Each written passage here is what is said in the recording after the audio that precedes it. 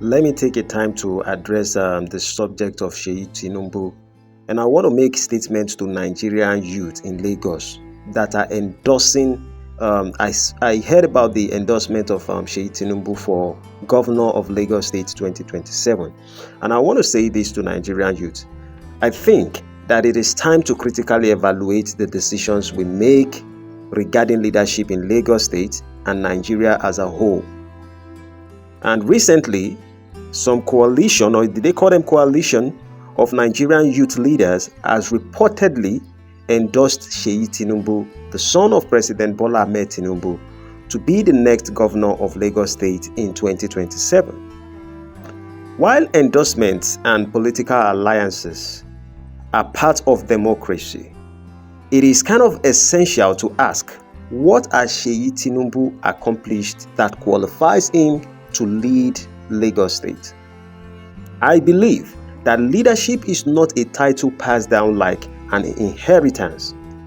Lagos is not a monarchy, and governance is not a birthright. Have we reduced the role of governor to a family entitlement? If perhaps we have thought about this as Nigerian youth, what tangible contributions or initiatives has Seyi Tinubu made for Lagosians, especially for the youth, that can justify such support? Leadership demands, to me, I think leadership demands experience, sacrifice, and a proven track record. It is not. It is not just about lineage or proximity to power. We must ask ourselves certain questions. One of these should have been like, what has Seyi Tinubu done specifically for the Nigerian youth or Lagos State? Beyond his father's legacy, what personal achievement set him apart as a potential governor? As he successfully managed any large-scale initiative or policies that indicate the readiness for public office? Why are we so quick to endorse individuals without testing their competency? Are we endorsing him based on his capabilities or simply because of his father's influence? What vision does Seyi Tinubu have for Lagos? And how has he kind of demonstrates this vision so far? Why do we think leadership must remain in the hands of the same family or circles? Are we truly empowering ourselves as youth if we continue to recycle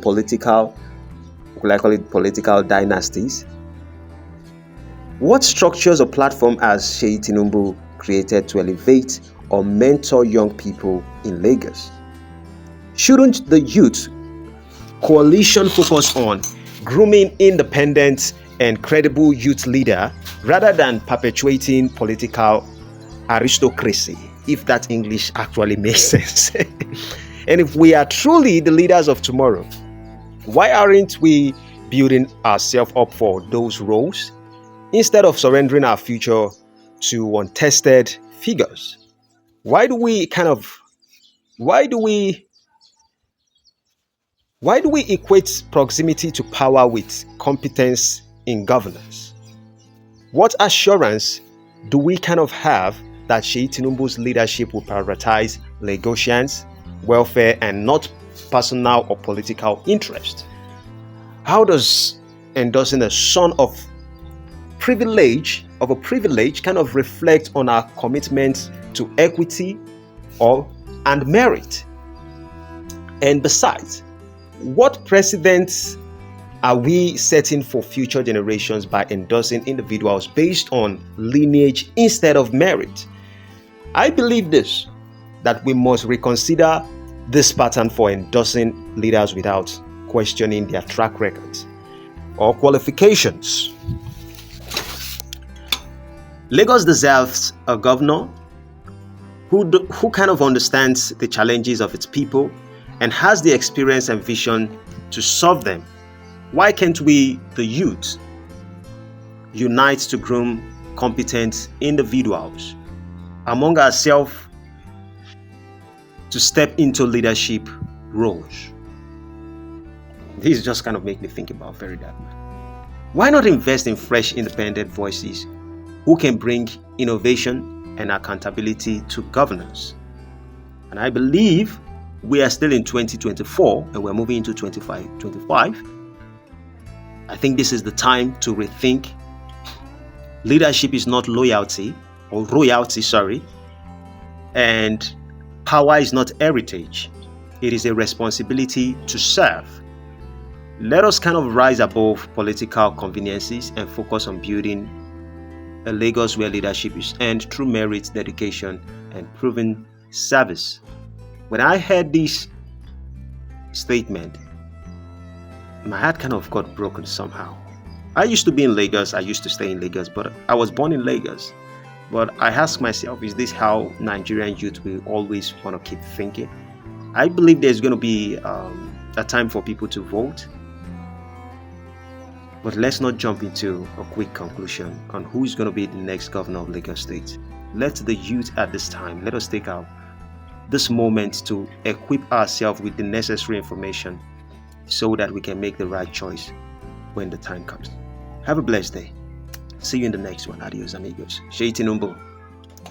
I don't know about him. I don't want to be into anything political. So, I'm sorry for the country. Like Femi will say, I sorry, oh, I sorry for Nigeria, I sorry, oh, I sorry for Africa. When you are revolutionary and you talk the truth, people will come and slap you down. Then you talk the truth again, they lock you in jail.